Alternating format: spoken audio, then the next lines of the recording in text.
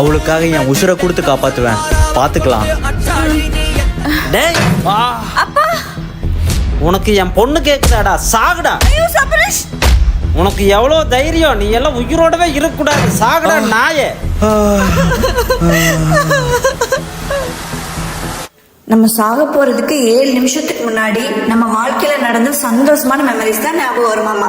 உனக்கு கண்டிப்பா என்னோட ஞாபகம் தான் வரணும். உன்னத்தான பார்த்துக்க நான் இங்க காத்திருக்கேன், நெஞ்சு ஏங்கிருக்க. உன்னை பார்க்க வானத்தை தாண்டியும் வந்து என் காதல காமிப்பேன் நான். அவளுக்காக என் உசுறு போச்சுன்னா மசுறு போச்சு. என் உயிரை கொடுத்து அவளை காப்பாத்துவேன். நீ